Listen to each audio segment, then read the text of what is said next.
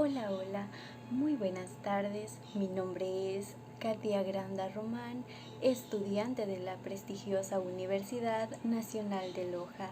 Actualmente curso el séptimo módulo en la carrera de psicorehabilitación y educación especial. El día de hoy les traigo un video súper bonito sobre la prevención de la discapacidad, así que les invito a ver el video y si este te gustó, que me regales un like.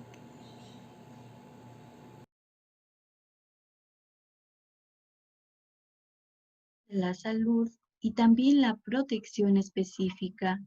En la secundaria se clasifica por el diagnóstico temprano y un tratamiento adecuado. La terciaria está conformada por lo que es la rehabilitación y la limitación de la discapacidad.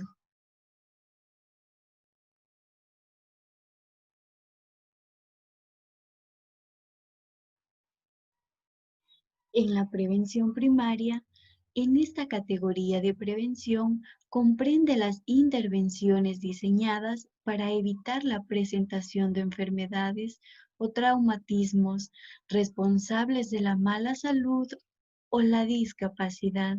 Se rige a la población sin discapacidad para que mantenga un buen estado de salud y se eviten enfermedades o daños producidos por factores ambientales, accidentes o estilos de vida inadecuados. En esta fase existen dos estrategias de prevención, como lo son la promoción de la salud. Es importante para toda la población y su objetivo es prolongar la vida y que ésta transcurra sin ningún tipo de discapacidad. Asimismo, está dirigida a las personas que están básicamente sanas y procurar que la sociedad adopte medidas que ayuden a modificar los estilos de vida para mantener un estado de bienestar en general. En lo que se refiere a su conexión con la discapacidad, en general, la prevención primaria se concentra en evitar los accidentes y presentación de enfermedades infecciosas o contagiosas. Por otra parte, en la protección específica, comprende todas las intervenciones de prevención de enfermedades mediante la inmunización, la reducción de susceptibilidad, el control de la exposición a agentes patológicos y a la eliminación o disminución de comportamientos insalubres y de factores de conducta que aumentan el riesgo de una enfermedad o un accidente. Estos factores son súper importantes tomarlos en cuenta al momento de la prevención de alguna enfermedad que también puede venir produciendo una discapacidad. Asimismo, tenemos la prevención secundaria. Comprende las intervenciones dirigidas a alterar favorablemente el curso de las enfermedades mediante servicios de diagnóstico temprano, tratamiento precoz, detección de factores de riesgo y actividades sociales y educativas.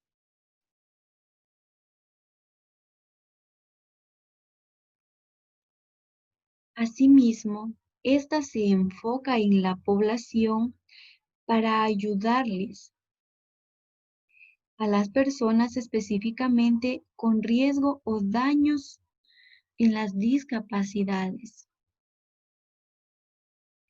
La prevalencia, la prevención, trata de evitar la posible discapacidad que resulta de un daño o deficiencia que afecta en forma directa a la persona. Por ejemplo, el uso de anteojos de protección para trabajadores metalúrgicos, las campañas de concienciación, la lucha contra las drogas y el alcohol, la prevención de accidentes o la violencia familiar. Los factores cuya presencia se relaciona con una alta probabilidad de presentación de una enfermedad se denominan factores de riesgo y se trata de características biológicas, ambientales, físicas y sociales y de comportamientos y estilos de vida vinculados con ciertas condiciones de salud. Las enfermedades son el resultado de la interacción entre factores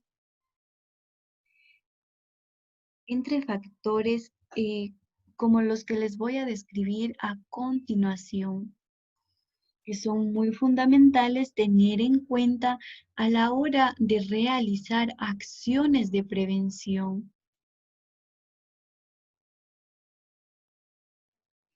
Y primeramente, antes de pasar a este punto, tenemos lo que son los factores biológicos de riesgo. ¿Qué son estos factores? Son aquellos presentes en el organismo como parte de estructura biológica y orgánica.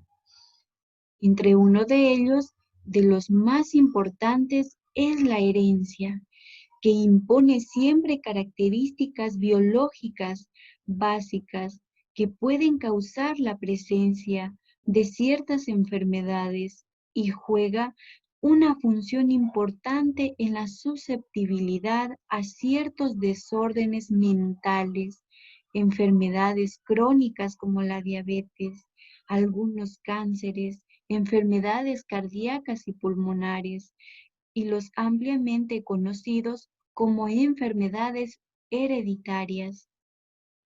Las estrategias de prevención que se utilizan para disminuir los factores de riesgo biológico incluyen, por ejemplo, la profilaxis y el tratamiento con medicamentos de control prenatal. Asimismo, modificaciones nutricionales y la práctica de ejercicios físicos, entre otros.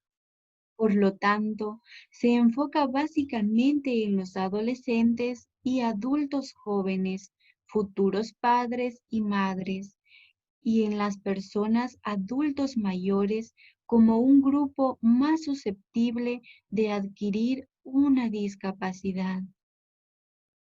Asimismo, los factores ambientales son considerados como factores de riesgos. Veamos por qué.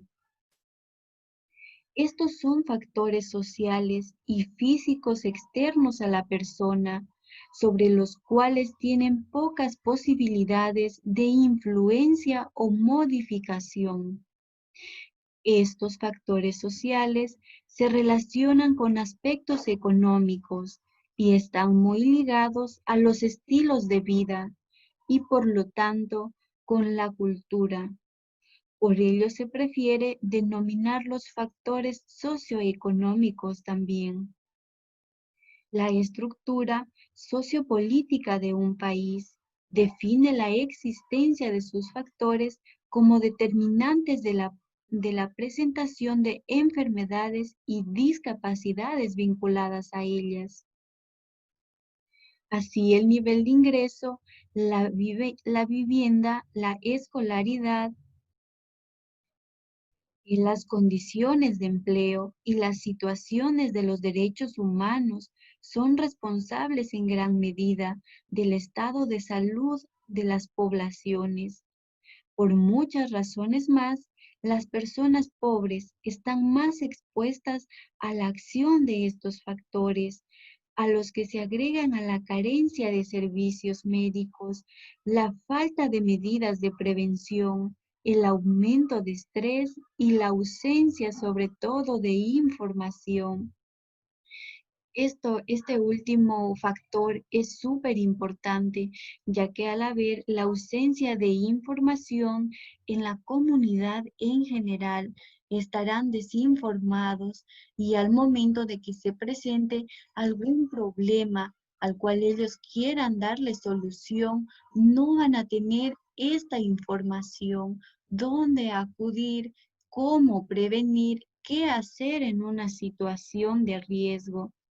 Es por eso que yo considero que es muy importante siempre mantener muy informada a la sociedad y sobre todo tratar de llegar a aquellas personas tal vez que la información es limitada para ellos, tal vez con capacitaciones en las diferentes instituciones educativas, en los centros mismos de salud pública, entre otras instituciones para que todas las personas o en gran mayoría tengan acceso a esta importantísima información. Muy bien, vamos a seguir.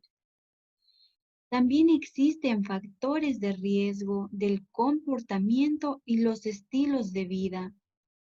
Estos por lo general juegan un papel muy importante como respuesta a decisiones personales y hábitos que afectan a la salud y sobre los que la persona puede influir. Es decir, son responsabilidad de cada persona y cultura. La violencia social y familiar, la vida sedentaria, los accidentes, el tabaquismo, el abuso de bebidas alcohólicas, la mala alimentación, la obesidad, estos son algunos factores de riesgo más frecuentes que podemos visualizar en esta categoría y son causa también de muchísimas enfermedades y discapacidades. Asimismo, les estaré dando a conocer los factores que se deben intervenir con acciones de prevención. ¿En qué consisten cada uno de estos factores que yo les he planteado? Vamos a empezar por los desórdenes genéticos. ¿Qué son estos desórdenes? Son un problema que ocurre mientras se desarrolla el bebé en el cuerpo de la madre. La mayoría de los defectos congénitos ocurren durante los 3 primeros meses del embarazo de la madre y podemos considerarlos como alteraciones morfológicas o funcionales que pueden manifestarse desde el nacimiento o más tardíamente. Un defecto del nacimiento puede afectar la apariencia del cuerpo del niño, su funcionamiento o ambos. Algunos defectos congénitos son como, por ejemplo, el labio leporino, ya que actualmente podemos ver que en nuestra sociedad existe gran cantidad de niños que nacen con esta discapacidad. Asimismo, los desórdenes genéticos son las condiciones causadas por anomalías en el material genético contenido dentro de nuestras células. Algunas de estas anomalías genéticas pueden llevar a muchas enfermedades, como por ejemplo el cáncer, mientras que otras llevan a condiciones de salud, como ya lo mencionamos antes, una discapacidad tal vez física e intelectual, mental, cognitiva, etcétera. Los desórdenes genéticos son hereditarios y pasados a conectarse con los miembros de la familia. Estos factores hereditarios también los podemos detectar durante el curso de la vida de la persona. Por otra parte, los desórdenes genéticos detectados cambian a las condiciones causadas por las mutaciones o cambios detectados en partes del ADN. Estas condiciones están a solo ser hereditarias si la mutación ocurre en el lineal del germen. Los desórdenes genéticos también pueden ser desórdenes multifactoriales de la herencia, significado de ellos mismos causando por una combinación de varias mutaciones y también lo que son los factores ambientales. Asimismo, tenemos otro factor súper importante que son las complicaciones perinatales. Estas son eventos ocurridos inmediatamente antes del parto, durante el parto y en los primeros 7 días después del nacimiento. Aquí también podemos encontrar lo que son los factores de riesgo, es decir, durante el parto y el alumbramiento, que también es importante conocer. Estos factores nos encontramos con la prematuridad y el bajo peso al nacer del bebé. Asimismo, como problemas respiratorios, asfixia prenatal, problemas metabólicos, entre otros. Veamos más detalladamente cada uno de estos factores que pueden comprometer el desarrollo motor, cognitivo, comunicativo, lingüístico y social del recién nacido. Vamos a empezar por lo que es la prematuridad. Para determinar si un bebé es prematuro o no, se debe diferenciar los tiempos de gestación debido a las distintas repercusiones que puede tener para el recién nacido. Así se entiende como un parto a término aquel que se da entre las 37 y las 42 semanas de gestación. El parto prematuro sería aquel que nace antes de las 37 semanas y parto postmaturo aquel que nace con más de 42 semanas de gestación. Asimismo tenemos el bajo peso al nacer del bebé. Del mismo modo que hay que comprobar los tiempos de gestación para ver los posibles efectos en el desarrollo del bebé, también se debe tener en cuenta su peso. De este modo, diferenciamos niños con bajo peso cuando nace con un peso comprendido entre los 1.500 y los 2.500 gramos. Muy bajo peso, el bebé nace con un peso comprendido entre los 1.000 gramos y los 1.500 gramos y extremadamente bajo, un peso menor a 1.000 gramos. Entre los factores que se puede observar como posibles causantes de la prematuridad del bebé y del bajo peso al nacer, nos encontramos con embarazos múltiples, algún tipo de infección materna durante el embarazo, factores genéticos, consumo de drogas y tabaco o problemas tal vez de nutrición por parte de la madre. A continuación les estaré dando a conocer cada uno de estos problemas, en qué consiste y cómo también los podemos evitar. Vamos a empezar con los problemas respiratorios. El problema más importante del niño prematuro es el síndrome de distrés respiratorio, el cual consiste en una insuficiencia respiratoria debido a la falta de una lipoproteína que se comienza a producir en cantidades suficientes a partir de la semana 34, la cual recubre la superficie de los alvéolos pulmonares y evita que se colapsen. Durante la respiración normal, tras recibir tratamiento para esta insuficiencia respiratoria, muchos niños desarrollan una enfermedad crónica denominada displasia broncopulmonar, teniendo más alta probabilidad de padecerla aquellos niños que estén más de 30 días con respiración asistida o con un peso inferior a los 1.250 gramos. Además, suelen presentar algún tipo de retraso en el desarrollo o problemas de lenguaje según va creciendo.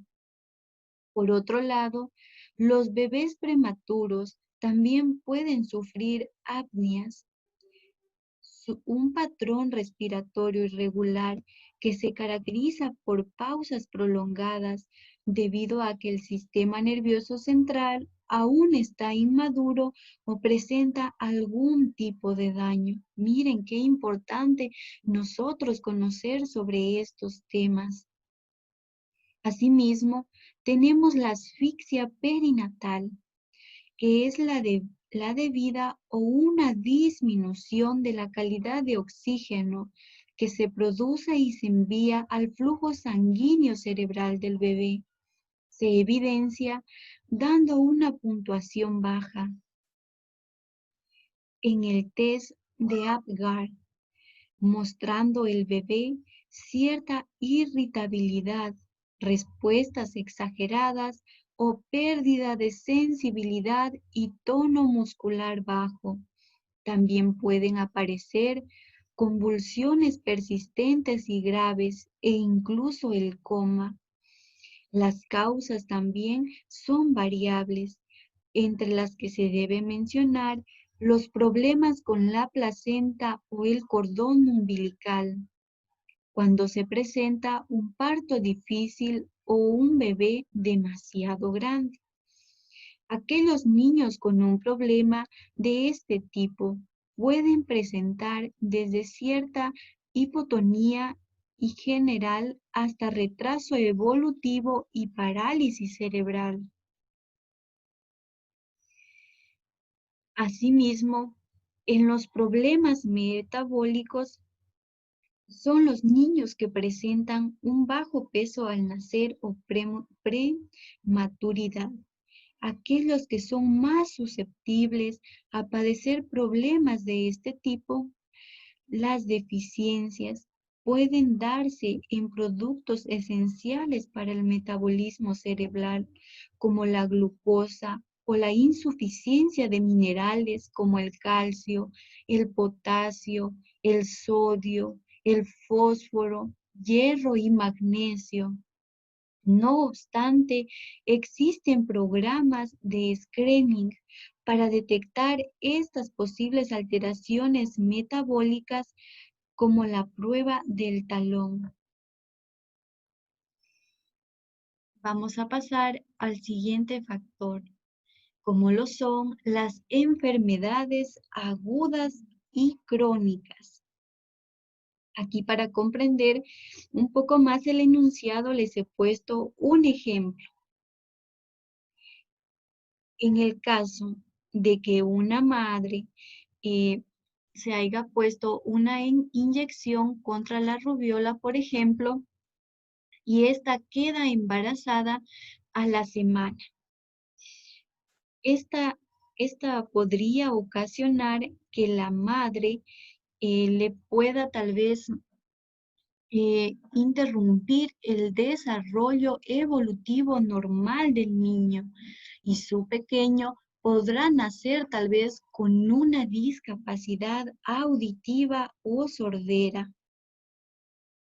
Por esto es súper importante también siempre nosotras como madres de familia estar informados sobre estos temas. A veces por nuestra salud adquirimos algunas vacunas, algunos medicamentos, pero es importante conocer que mediante la aplicación y un tiempo adecuado no se puede estar en gestación, ya que esto también podría afectarle al bebé. También existen otras enfermedades agudas y crónicas muy importantes conocer como la sífilis, el herpes y el VIH, los cuales se pueden pasar de la madre al bebé durante el embarazo o el parto y causarle malformaciones congénitas al bebé. Por eso es importante tener en cuenta que las mujeres embarazadas deben hacerse pruebas constantes para detectar estas infecciones. y deben recibir tratamiento si alguna prueba de estas diera positivo. Miren qué importante tener esta información para tenerla como un medio de prevención y sobre todo evitar complicaciones en nuestros niños. Asimismo, otro factor súper importante a tener en cuenta es la violencia. ¿Por qué la violencia? Un claro ejemplo que tal vez pudimos visualizar en siglos pasados, en este mismo siglo, es la violencia armada, como por ejemplo las guerras. Podemos ver que existen muertes, quedan personas civiles, soldados con tal vez discapacidades físicas, otros con discapacidades mentales, con traumatismos. Entre ellos también sufren lo que son los niños y mujeres, ya que estos conflictos armados causan desesperación y grandes peligros y sobre todo atentan contra el bienestar de las personas. Otro ejemplo muy claro son las minas terrestres y bombas de racismo que causan cada día más discapacidad en el mundo. Hoy en día, más que cualquier otra cosa, especialmente en los niños, miles de niños mueren o resultan gravemente heridos por aquellas cada año mientras se llevan a cabo realizar actividades prácticas diarias en los diferentes países. Es por esto que es muy importante también este factor de la violencia, ya que puede llegar a causar no simplemente una discapacidad física, sino así como ya lo mencioné, diferentes discapacidades afectando a la población en general. Asimismo, existen problemas de la calidad ambiental. ¿A qué nos referimos con esto? Es, por ejemplo, que los factores ambientales del mundo intrínseco y externo que forman el contexto de la vida del individuo y como tal afecta el funcionamiento de las personas. Se define ampliamente como todos los factores externos que afectan la experiencia de discapacidad vivida por la persona,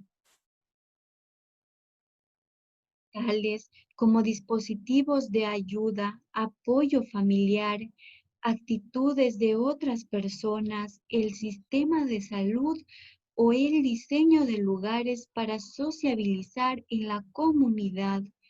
Los factores ambientales asimismo incluyen al mundo físico natural con todas sus características.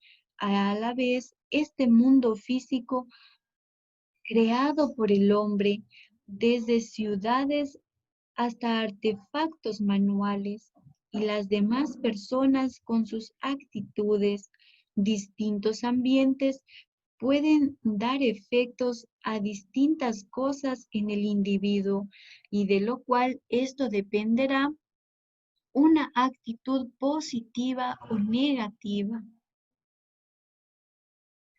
Otro punto o factor súper importante a tratar en esta temática es el abuso del alcohol y las drogas.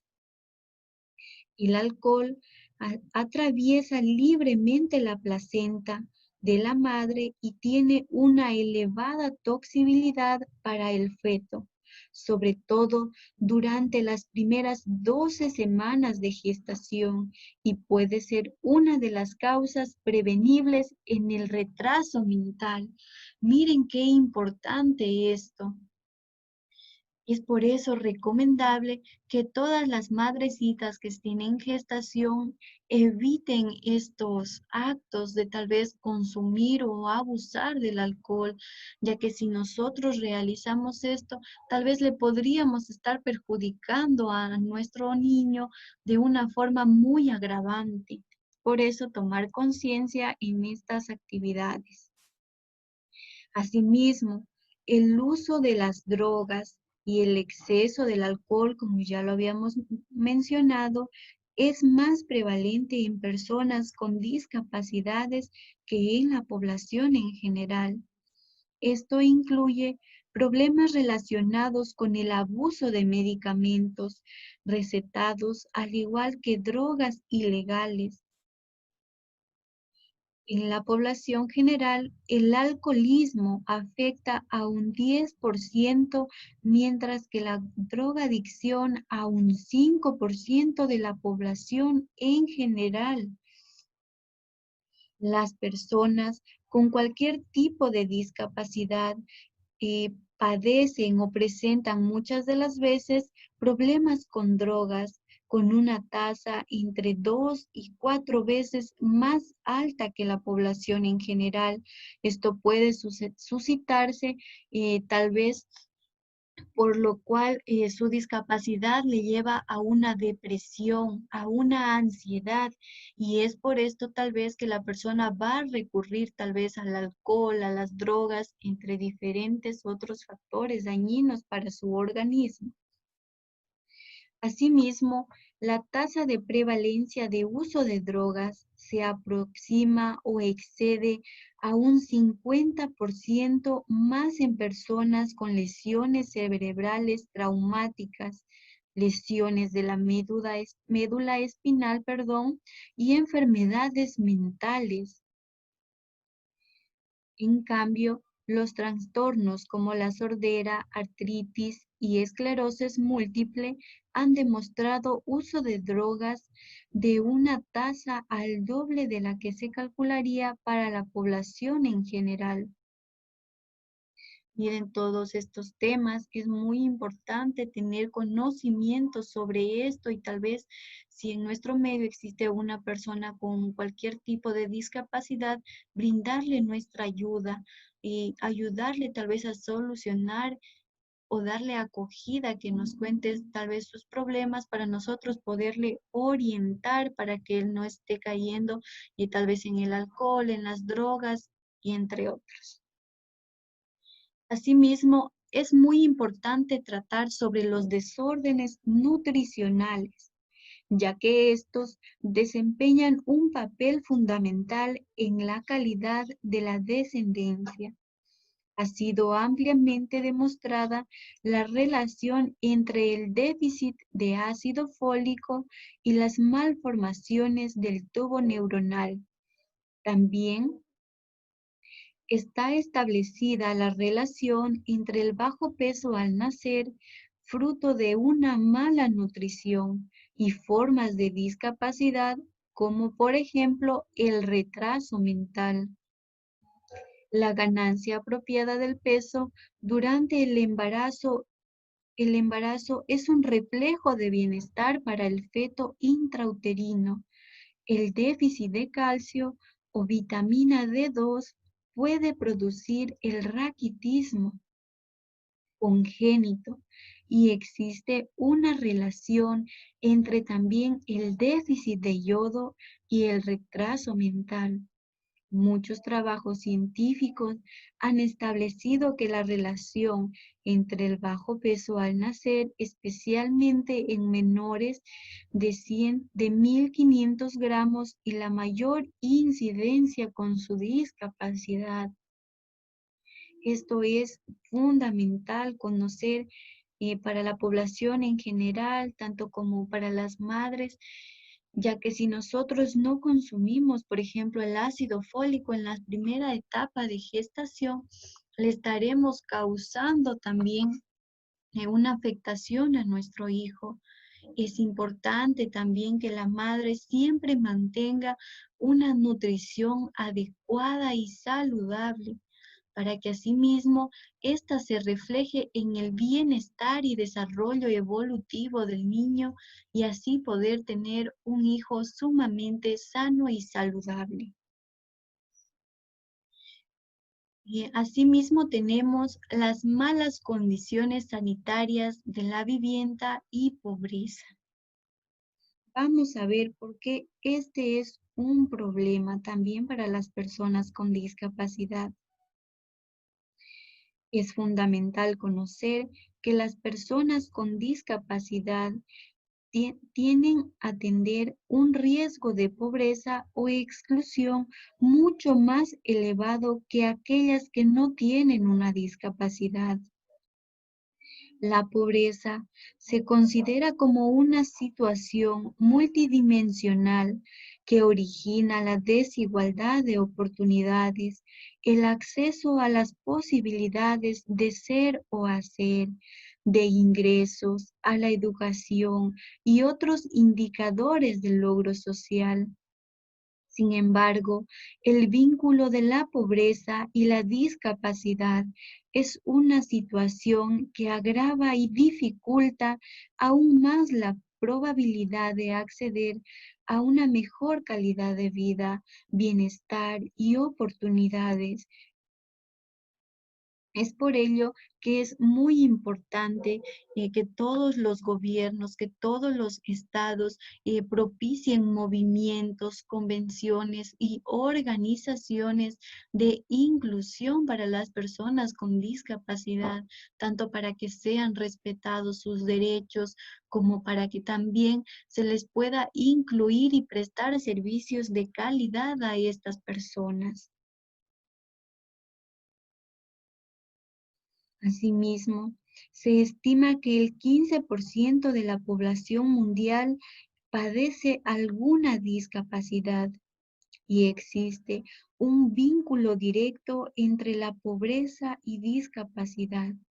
La población con discapacidad se encuentra, como ya lo habíamos mencionado, en desventaja y muchas de las veces sufre algún tipo también de discriminación.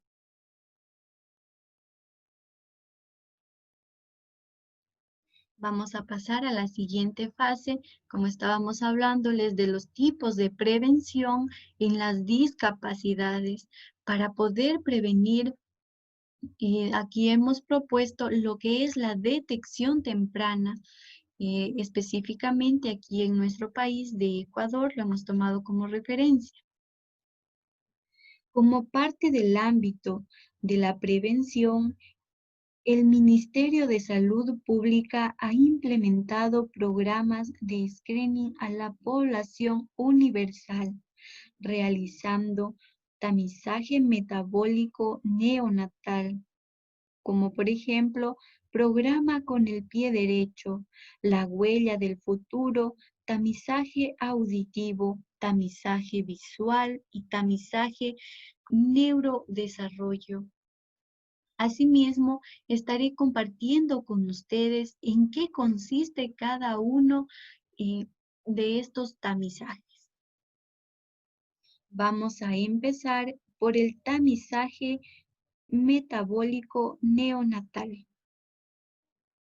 Este es un programa de tamizaje que tiene como objetivo la prevención de la discapacidad intelectual y la muerte precoz en los recién nacidos, mediante la detección temprana y manejo de errores del metabolismo.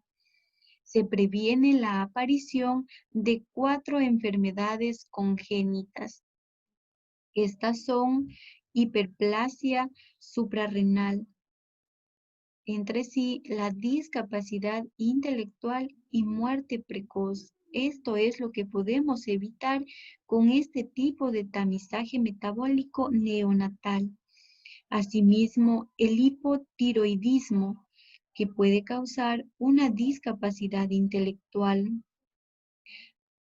La galactosemia, que es una discapacidad intelectual y puede causar una muerte precoz, entre otras.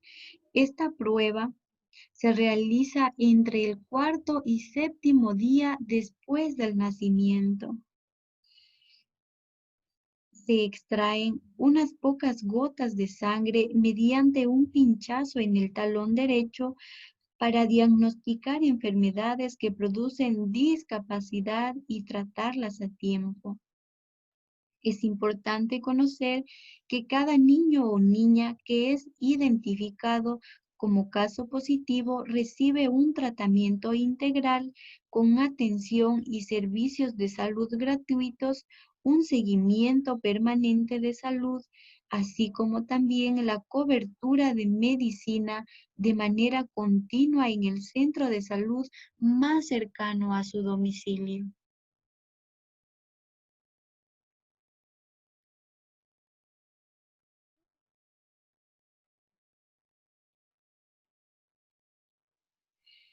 Asimismo, tenemos el tamizaje auditivo. Este es un programa de detección temprana de discapacidad auditiva en el Ecuador, que tiene como objetivo reducir la incidencia de discapacidad auditiva mediante el diagnóstico temprano y atención especializada de problemas de audición en la población preescolar que va desde los 0 a los 4 años.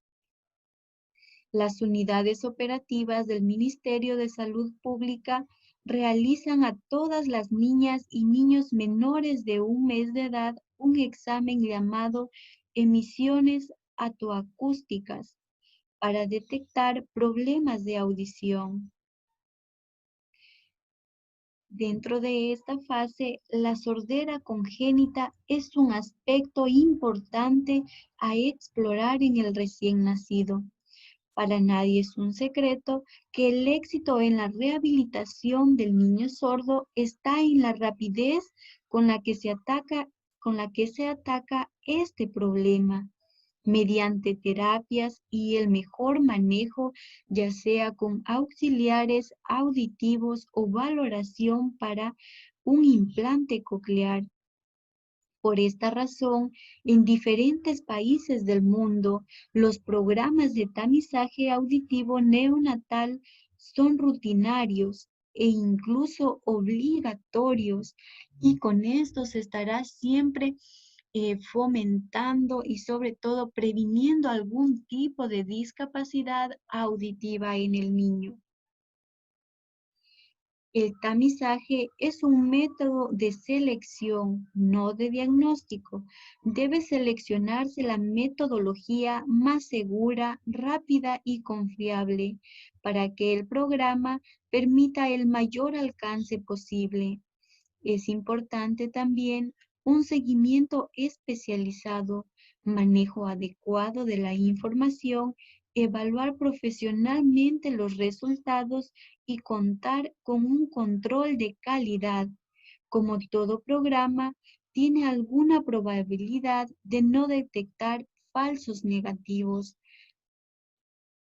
anormalidad alguna o detectar como sospechosa, como lo pueden ser los falsos positivos. Cuando no hay problema, se sugiere una metodología y una política de repetición de examen, lo cual nos permitirá rectificar la definición diagnóstica para que el resultado se detecte en todos los bebés o recién nacidos de la mejor manera. Asimismo, tenemos lo que es el tamizaje visual. Este es de gran utilidad ya que nos sirve para la prevención de la limitación ocular, que comienza por la detección temprana y oportuna de problemas visuales en el recién nacido o en el niño con edad preescolar o escolar. Es una valoración médica que se realiza para hacer prevención de enfermedades oculares. Para ello se efectúa una toma de agudeza visual, así como una valoración motora de fondo de ojo y de defectos refractivos. La buena visión es clave para el desarrollo físico del niño, para su éxito escolar y su bienestar en general. El sistema óptico no está plenamente desarrollado en los bebés y en los niños pequeños y se requiere un insumo equilibrado de ambos ojos para que los centros de visión del cerebro se desarrollen normalmente. Es por esto que si los ojos de un niño pequeño no pueden enviar imágenes claras al cerebro, su visión se puede ver afectada en todas las formas y tal vez sería demasiado tarde para poderlas corregir. Es por esto de suma importancia que todos estos problemas y sobre todo es considerable realizar una prueba de tamizaje visual para descartar cualquier dificultad visual de baja visión en nuestros pequeños.